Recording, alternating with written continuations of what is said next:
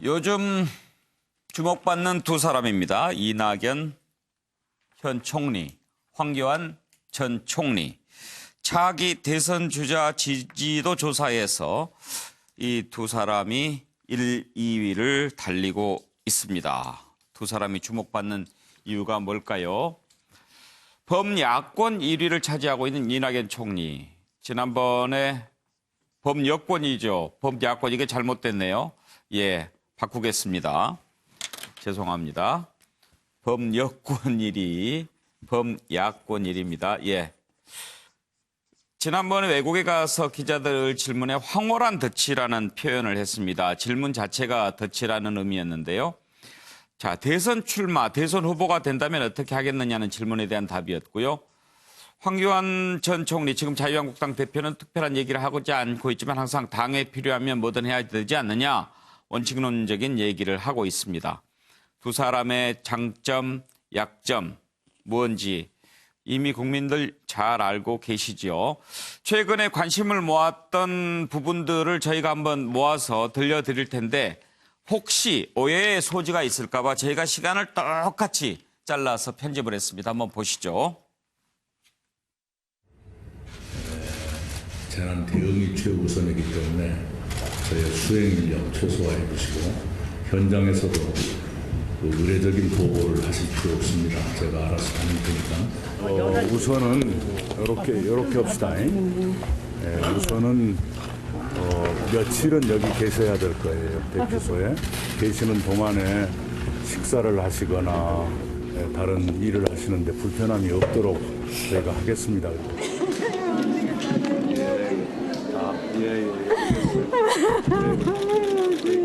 힘껏 도와드릴게요. 아니 아이들도 있으실 텐데 엄마가 이렇게 약하면 어떡해? 자, 어머니 힘내세요. 어머니가 어머니. 약하면 네. 어머니가 약하면 안 돼. 힘 좀 내시고. 네. 힘껏 도와드릴게요. 네, 너무 걱정 마시고. 네. 그래. 힘내시고요. 아이고 엄마가 약하면 안 돼. 엄마가 약하면 안 돼. 국민의 신뢰가 눈에 띄게 회복되어 가고 있고 또 당의 지지율도 30%를 넘어섰습니다. 저와 함께 여러분들 힘을 합하면 반드시 승리의 길을 열 수 있게 되리라고 믿습니다. 어려운 것은 없는지 잘 챙기고 또 이 정부에 요구해서 좀 빨리 이것이 복구가 되고 댁에 들어가실 수 있도록 잘 챙기겠습니다. 드시는 거나 숙식에 관해서는 또 이 시에서도 많이 도움이 될 것 같습니다. 노래해 주세요. 최대한 노력을 하겠습니다. 빨리 복구가 돼서 좀 생활이 정상화될 수 있도록 최선을 다하겠습니다. 그런데 그 사이에라도 건강 관리들 잘 하십시오. 예, 건강 관리 잘 하십시오.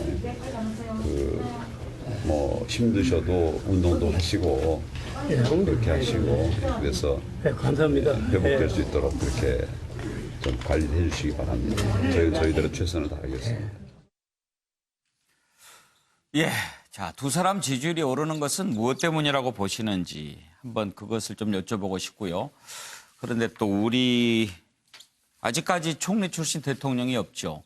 그래서 한계가 또 있어 보이는데 그런 부분은 어떻게 또 돌파를 해야 된다고 생각하시는지 한번 들어보겠습니다. 이번에는 정기남 교수가 한번 이낙연 총리, 황교안 전 총리 어떤 점들이 매력이 있어서 이렇게 오르는 걸까요?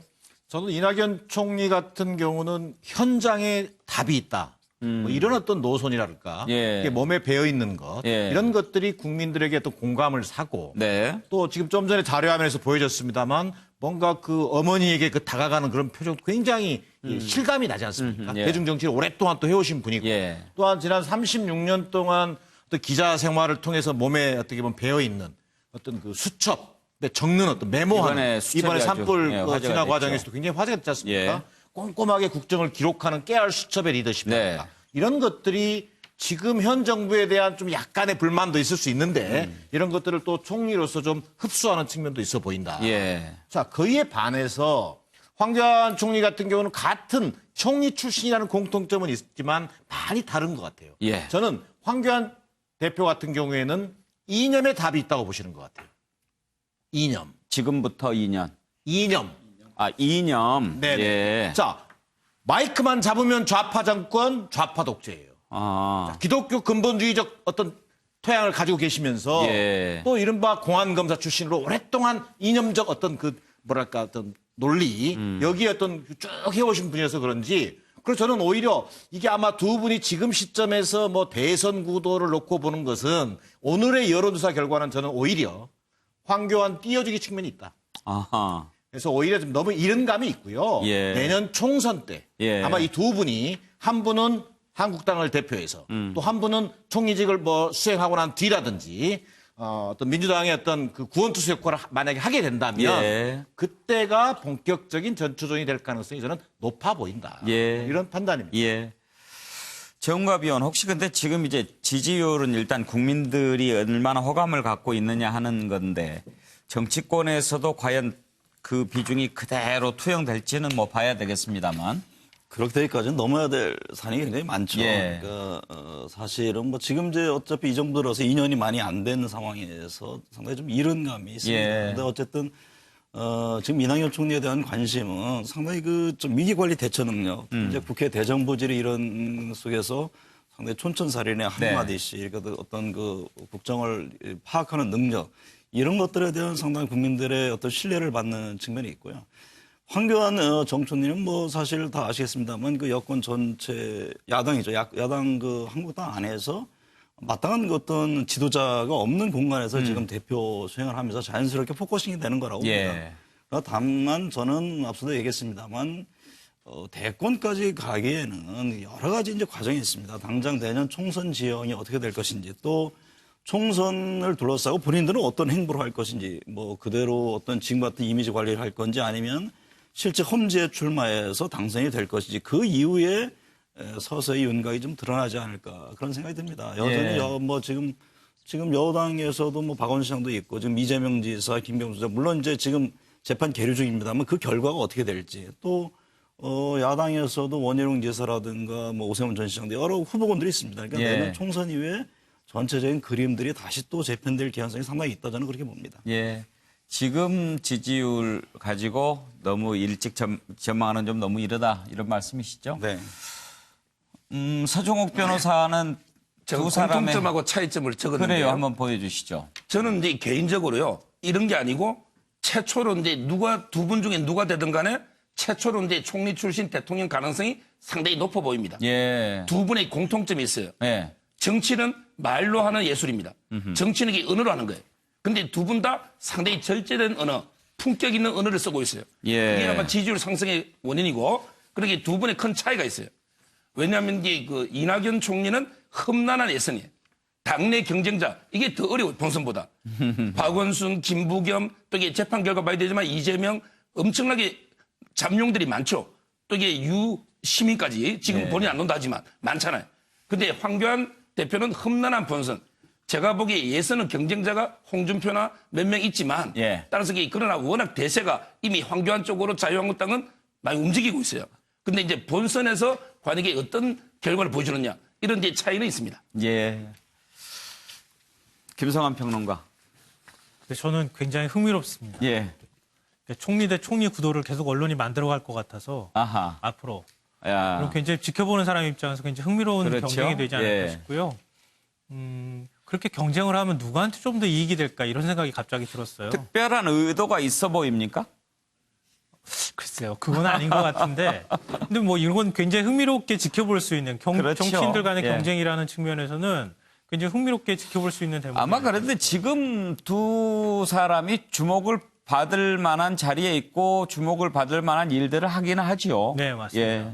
그러니까 이렇게 계속 구도를 만들어 가다 보면 나중에 가서 뭐 당내에서 어떻게 예. 최종 대선 후보가 될지는 모르겠지만 서로 양자 모두한테 굉장히 좋은 자극이 됐으면 좋겠다 이런 바람을 좀 가져보고요. 예. 그러니까 이렇게 경쟁이 될 때는 저는 상대적으로 이낙연 총리한테 훨씬 도움이 될 것 같아요. 네. 왜냐하면 황교안 대표는 지금 당대표 아닙니까? 사실 총리하고 비교하기가 정말 어려워요. 근데 총리 출신이라는 것 때문에 비교가 되는 거거든요. 예. 근데 자유한국당의 실질적인 이제 대권 주자로 자리매김이 되었는데 지금 이낙연 총리 같은 경우는 아직 그렇다고 보기는 어렵거든요. 예. 이렇게 계속 비교가 되면 국민들이 좀 지켜보는 그런 측면에서 저는 뭐 앞으로도 이렇게 비교를 한번 해봤으면 좋겠고요. 대신에 이제 모두 다 양쪽 다 좀 극복해야 될 점이 있고 자기의 강점이라는 게 있잖아요. 예. 그러니까 그런 측면에서 제가 뭐 판넬에도 써놨지만 황교안 지금 대표는 이런 그 국민을 좀 따뜻하게 보듬거나 이런 부분보다는 권위적인 느낌을 지난번에 창원 축구센터 갔을 때도 그랬지만 그런 것들을 좀 탈피할 필요가 있다 예. 이런 생각이 들고요. 이낙연 총리 같은 경우에는 뭔가 지금 여권의 대표 주자의 느낌이 아직까지는 없거든요. 그런 면에서 좀 극복할 필요가 있다. 예. 예. 오늘 최수영 교수 속담 한마디도 안 해주셨는데. 비슷하게 하나 썼습니다. 예. 저는 이 두 분의 게임이 이제 강한 자가 살아남는 게 아니라 살아남는 자가 강한 자다. 강한 자다. 예. 이렇게 말씀드리고 싶은 게 왜냐하면 사실 이 명망가 출신의 이 정치인들이 갖는 한계가 버티는 힘이 약하는 거예요. 그러니까 장기간 레이스에 돌입하면은 그러니까 뭐 검증 이런 것도 있겠지만 본인이 이렇게 어떤 이 들판에서 커온 잡초 같은 그런 근성이었기 때문에 굉장히 이렇게 어느 관료사의 정점에서 커오신 분들이라 이런 걸 극복하기가 쉽지 않지 않느냐. 그래서 저는 과제가 황교안 대표는 이제 야권 대통합과 본인이 취약한 계층인 40대 미만에 소구할 수 있는 능력을 갖추는 게 중요하고 그다음에 이낙연 총리는 어쨌든 지금 당내 지지 기반이 취약한 거 이걸 어떻게 극복하느냐. 예. 남은 시간에 아까 정광 의원님 말씀하신 데 너무 길기 때문에 저는 살아남는 자가 예. 강하다 말씀드리고 싶습니다. 네, 김한규 변호사. 네, 두 분 다 총리, 한 분은 현직 총리고 뭐 총리 출신이라지만 전혀 다른 환경에 있던 분들입니다. 예. 이낙연 총리야 뭐 언론사에서도 오래 계셨고 잔뼈가 굵고 정치 국회의원도 여러 번 되셨고 도지사까지 하신 분 아니겠습니까? 그래서 맷집이랄까 뭐 이런 거는 굉장히 높으신 분이고 지금 현재 대통령 문재인 대통령 임기가 절반도 지나지 않은 상황이기 때문에 과거 총리들이 항상 인기 있었지만 그만 꺾였거든요. 자sem을 더 낮추면은 가능성이 좀 있지 않을까 보고요. 지금 황교안 대표는 가장 유리한 점이 유일한 대항마다 야권에. 근데 이 정치적 경험 부족을 어떻게 극복해야 되나 이게 이 과제라고 봅니다.